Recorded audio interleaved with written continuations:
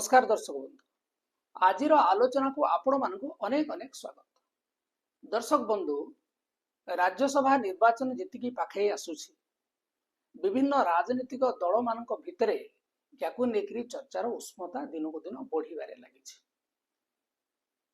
जेहेतु आम राज्य में 4टी आसन खाली पड़ी एवं 2टी बीजेपी जीतिबा कन्फर्म एवं गोटे बीजेडी जीतिबा कन्फर्म, चतुर्थ आसन टी कहा पाखक जीवो ताकू नेकरी मध्य चर्चा जारी रही। चतुर्थ आसन रे जहा लागुछि जे कोनोसी जणे निर्विवादीय एवं समाज रो अन्य वर्ग रे प्रतिष्ठा लाभ करितबा कोनोसी गोटे व्यक्ति विशेष को देवार संभावना अछि एवं से चर्चार सर्वाग्रे रहिचंती वरिष्ठ सांबादिक रवि दास। रवि दास बहुत दिन सांबादिकता करूचंती एवं वर्तमान तांकर जो टीका टिप्पणी टिके मात्रा रे बीजेपी को सुहाइला भलिया लागुछि जहा चर्चा होछि आमे कहूना। तेणुक चतुर्थ प्रार्थी बीजेपी तांको प्रार्थी करि पारे एवं अन्य दलर समर्थन मागी पारे। जदि यह हुए ताहले रवि दास मध्य राज्यसभा को निर्वाचित हेई पारंती जदि बीजेडी रो समर्थन लाभ करंती।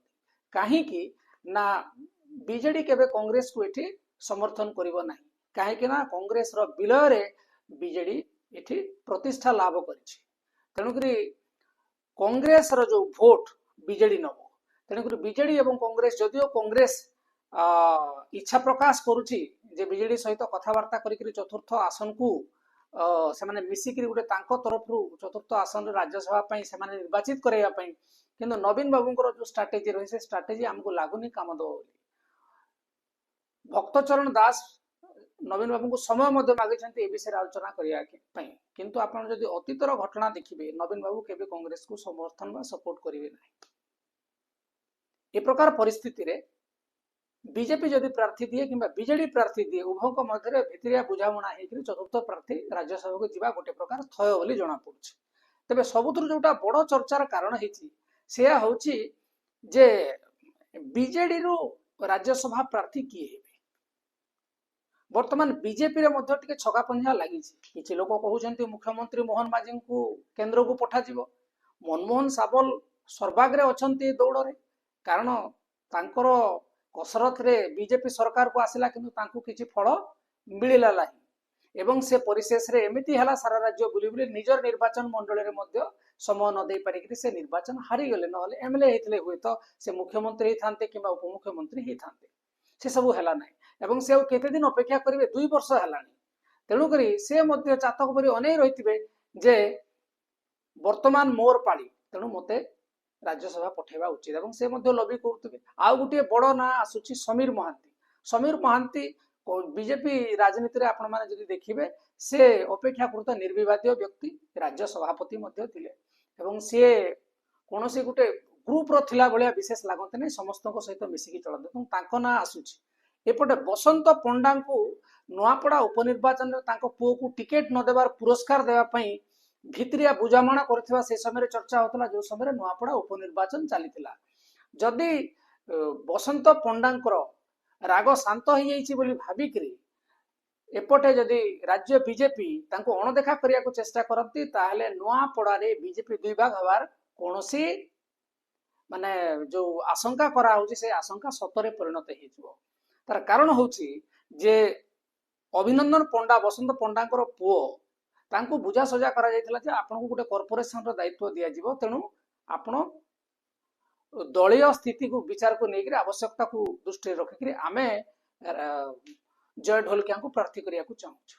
किंतु बीजेपी रो सांगठनिक स्थिति जहाँ निष्पत्ति नेबारे जो प्रकार विलंब होउछि 2 वर्ष उपरे हे गेलानी, से माने जेहेतु कोनोसी कॉर्पोरेशन बा निगम रो अध्यक्ष पद चयन करि पारु नाहंती, से परिप्रेक्षी रे अभिनंदन पंडा केवल अपेक्षा करबा छडा तांको पाखरे अन्य कोनोसी विकल्प नाही।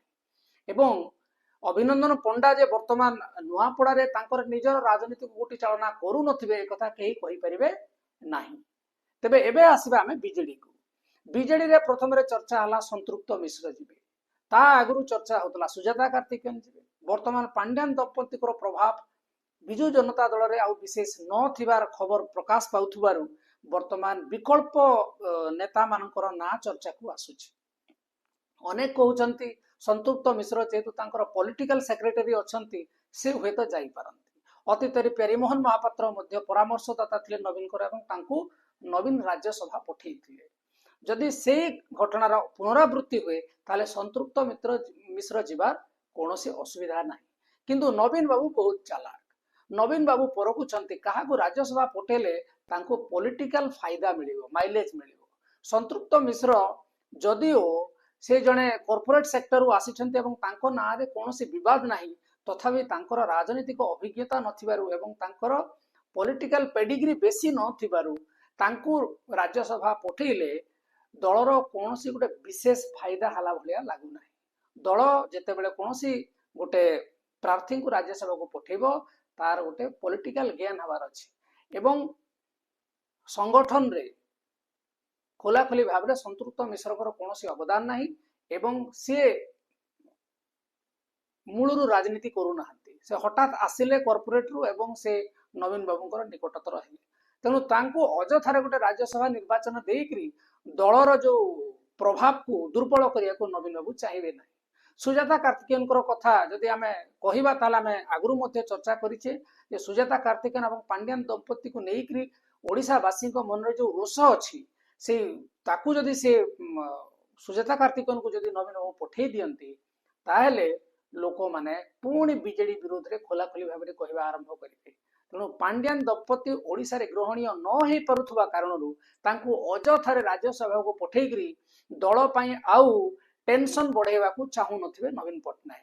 ଏବଂ ବର୍ତ୍ତମାନ ଆପଣ ଦେଖିବେ ଅରବିନ୍ଦ ମହାପାତ୍ରଙ୍କର ଯୋଉ ନିଲମ୍ବନ ହେଲା ପରେ ପରେ ଯୋଉ ରାଜନୈତିକ ଡେଭଲପମେଣ୍ଟ ହେଲା ବିଜେଡିରେ ସେଥିରେ ଆପଣ ଦେଖିଥିବେ ପାଣ୍ଡିଆନ ଦମ୍ପତିକୁ ଏ ପୁରା ସମ୍ପୂର୍ଣ୍ଣ ପ୍ରକ୍ରିୟାରୁ ଗୋଟେ ପ୍ରକାର ଅଲଗା ରଖାଯାଇଛି ଯାହା ଚର୍ଚ୍ଚା ହଉଛି। ଏବଂ ପାଣ୍ଡିଆନ ନିଜେ ଓଡ଼ିଶାରେ ବର୍ତ୍ତମାନ ରହୁନଥିବାରୁ ଏ ବାବଦରେ ଆଉ ମୁଣ୍ଡ ଖେଳଉନଥିବେ ବୋଲି ଅନେକ ଲୋକ ଚର୍ଚ୍ଚା କରୁଛନ୍ତି ଏବଂ ସମସ୍ତେ ଭାବୁଛନ୍ତି ଯେ ବର୍ତ୍ତମାନ ବିଜେଡି ପାଇଁ ଗୋଟେ ଭଲ ସମୟ ଆସିଲା। ପାଣ୍ଡିଆନଙ୍କର ଯୋଉ କଣ କହିବା ମାତ୍ରାଧିକ ପତିଆରା self centric single point of contact ଭଳି ଯୋଉ ରାଜନୀତି କରୁଥିଲେ ସେ ରାଜନୀତିରୁ ବର୍ତ୍ତମାନ ମୁକ୍ତି ପାଇଛି ବିଜେଡି। ତେଣୁ ନବୀନ ବାବୁ ନିଜେ ଆସିକରି ଗଣମାଧ୍ୟମ ସାମ୍ନାରେ ନିଜର ମତ ରଖୁଛନ୍ତି। ତେଣୁ ବିଜେଡି ପାଇଁ ଏଟା ଗୋଟେ ଶୁଭ ସୂଚନା। ତେଣୁ ଲୋକମାନଙ୍କର ଯୋଉ ଏଇ ଗୋଟେ ପଜିଟିଭ ଏଙ୍ଗେଲ ଆସିଛି ବିଜେଡିକୁ ପୁଣି ଆଉ ଥରେ ଇଲେକ୍ସନ ହାରିବା ପରେ ତାକୁ ଆଉ ଏ ହାତ ଛଡା କରିବାକୁ ନବୀନ ବାବୁ ଚାହିଁବେ ନାହିଁ। ଏବଂ ପରିଶେଷରେ ଆଉ ଗୋଟେ ବଡ ଚର୍ଚ୍ଚା ହଉଛି ଯେ ନବୀନ ପଟ୍ଟନାୟକ ଏଥର ଜଣେ ମହିଳାଙ୍କୁ ରାଜ୍ୟସଭା ପଠେଇ ପାରନ୍ତି। ଯଦି ମହିଳାଙ୍କୁ ପଠେଇବେ ତାହେଲେ ଆମ ପାଖରେ 2-3ଟି ନାଁ ଅଛି। ପ୍ରଥମ ନାଁ ହଉଛି ସ୍ନେହାଙ୍ଗିନୀ ଛୁରିଆ। ସ୍ନେହାଙ୍ଗିନୀ ଛୁରିଆ ଆମେ ଏଇଥିପାଇଁ କହୁଛୁ ସେ ହଉଛନ୍ତି ଦଳର ଯୋଉ ମହିଳା ଶାଖା ଅଛି ତାର ସଭାନେତ୍ରୀ ଏବଂ ନବୀନ ବାବୁଙ୍କ କହିବା ପରେ ସେ ତାଙ୍କର ନିଜର ନିର୍ବାଚନ ମଣ୍ଡଳୀ ହେଇନଥିବା ସତ୍ତ୍ୱେ ଏବଂ ତାଙ୍କର ସେଠି ସଂଗଠନ ବିଶେଷ ନଥିବା ସତ୍ତ୍ୱେ ସେ ନବୀନ ବାବୁଙ୍କ ନିର୍ଦ୍ଦେଶରେ ନୂଆପଡା ଉପନିର୍ବାଚନରେ ଯାଇକି ଲଢେଇ କଲେ। ତେଣୁକରି ସେ ଲଢେଇ କରିବା ପୁରସ୍କାର ତାଙ୍କୁ ମିଳିପାରେ କାହିଁକି ନା ସେ ମନା କରିନଥିଲେ ସେଇ ସମୟରେ ଦଳର ଆବଶ୍ୟକତା ସମୟରେ ଯେ ଦଳ ସହିତ ସାଥ ଦବ ତାକୁ ମଧ୍ୟ ଦଳ ଠିକ ଠିକଣା ସମୟରେ ସୁଯୋଗ ଦେବ ବୋଲି ସମସ୍ତଙ୍କର ବିଶ୍ୱାସ। ଏବଂ ଏହା ଗୋଟେ ତାଙ୍କର ବିଜେଡି ପଲିଟିକାଲ କରିଡରରେ ମଧ୍ୟ ଚର୍ଚ୍ଚା ହଉଛି ଯେ ସ୍ନେହାଙ୍ଗିନୀ ଛୁରିଆଙ୍କୁ ରାଜ୍ୟସଭା ପଠେଇ ପାରନ୍ତି ନବୀନ ପଟ୍ଟନାୟକ।